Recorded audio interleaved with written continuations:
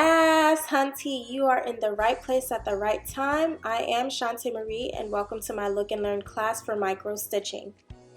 Okay, so again, this is for any install, and this is just to close off your tracks. Okay. Some people like to use glue and braid down that last track just so they can get as close to the leave out as possible, and they won't have any spacing. What I'm doing here is I'm showing you how I'm using nylon thread, and I will show you the difference between nylon thread and cotton thread throughout this video. And I'm just securing the thread by doing two loops through that track. Again, you want to make sure that you don't have any gaps, or I should say any bubbles with the thread. So I'm just making sure that I pull both sides of each thread and making sure that I secure that onto the weft. As you can see here, I do have a track that's already placed above or all the way to the end of the beginning of her last braid. So what I'm going to do is I'm going to start by placing my needle through the part where I can then place another track. And I'm only adding it to that previous track just to make sure that it's seamless, and also it's acting as an anchor for the last track, because I'm not placing it literally on top of a braid. As you can see, there was only just her hair strands. You also want to make sure that you're minimizing tension. So if you can place that track and sew it together with another track, then please do so. But if not, if you already have a braid that's free, which should be the last one, then you can go ahead and place your track there at the beginning. Again, for my first track, or that last track that we're ending off with, I do use braiding here just to make sure that that braid is sturdy and it's able to take the strength of the last track, because I'm using so much threading.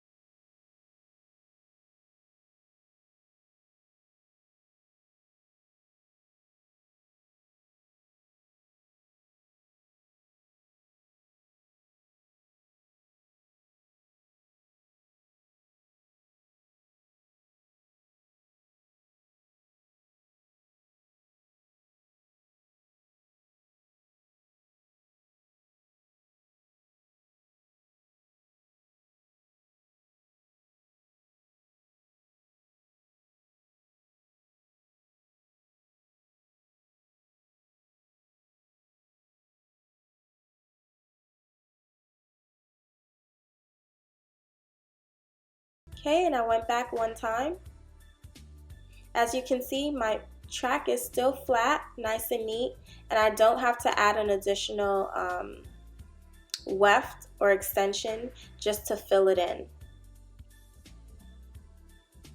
It will blend seamlessly with her hair.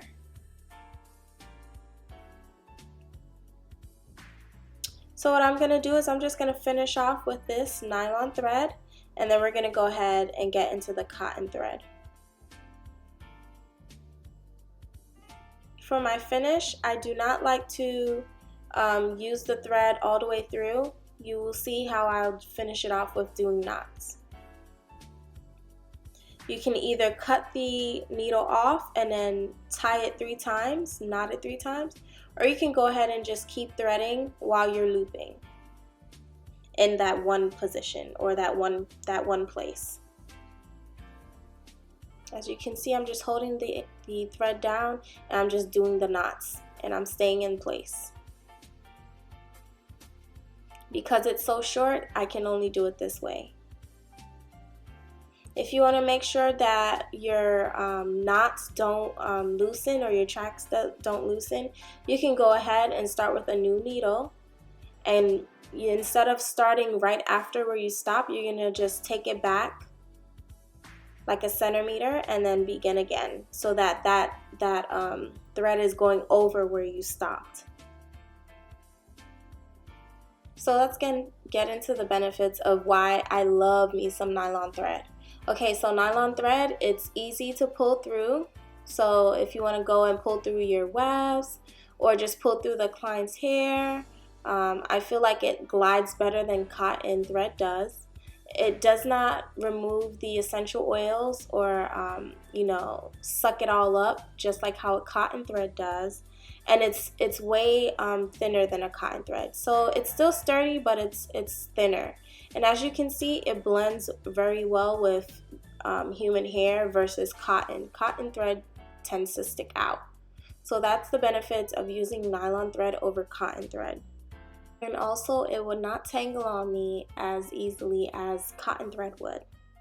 So as you're seeing here, I am showing you how cotton thread does look versus how it did look when I showed you the nylon thread. And that's what I'll be using now, so you can see the difference.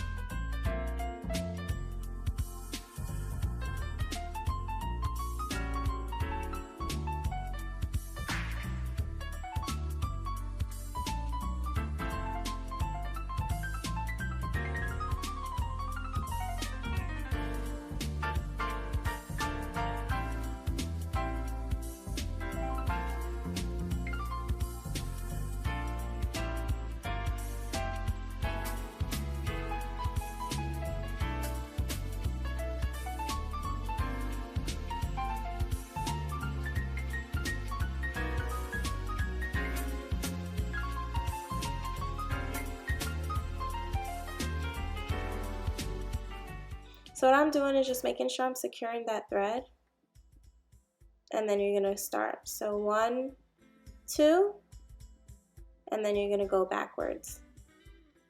And for demonstration purposes, I'm showing you how close I will be doing it. 1, 2, and then go backwards 1 time. And as you can see, the cotton thread is way thicker, and you can see that it stands out more. It does not blend with the human hair, but again, this is for demonstration purposes. 1, 2, and go backwards 1 more time.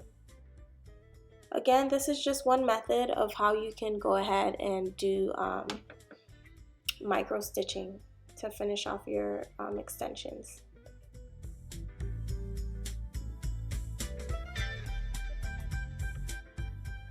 Now that you see the difference, I'm sure you will not be using cotton thread anymore. Also, please keep in mind that I have been using my left hand as a guidance. Okay, so my track has been placed upwards versus literally on top of the braid, just so I can fill in that gap. As you can see here, my thread is starting to get short, so make sure you get your knots in before you can't go any further. And there you have it. Even though I am using cotton thread right there, it's still nice and flat. So as you can see, we are now to the closing of this last track. And what you want to do is you want to start right before your last closing of the last thread, or knot of the last thread. So again, please keep in mind that if you do not have an anchor to stitch on, or a braid I should say, then go ahead and use the previous track if you can.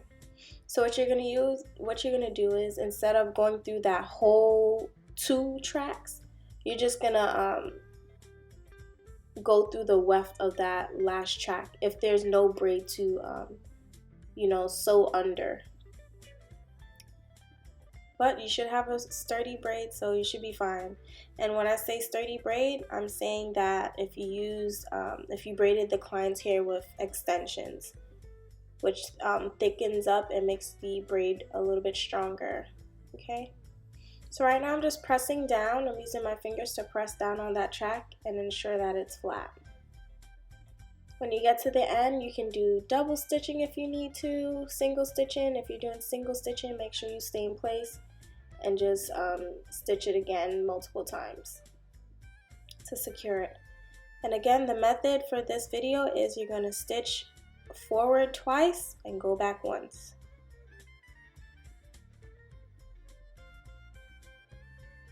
Okay, that was 2 times, and now I'm going back 1 time.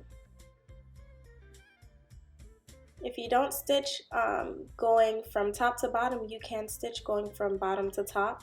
It just depends on your comfort zone. Whatever's your cup of tea, you do that.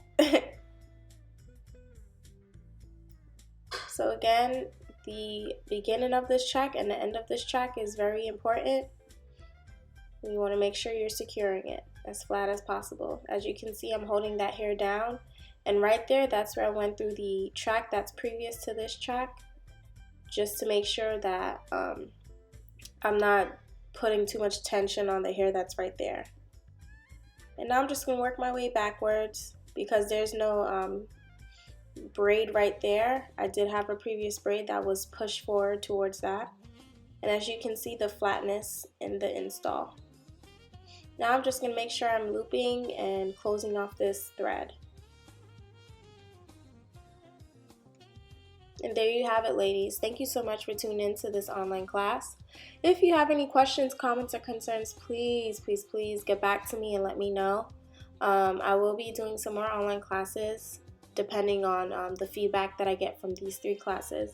Again, if you haven't went ahead and take a look at my other online classes, I do have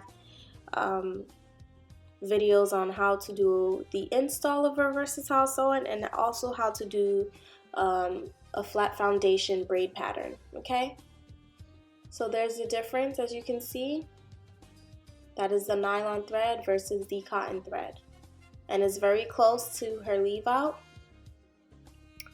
Talk about slayage. Thank you, ladies, once again. I appreciate you all. Stay tuned. Bye.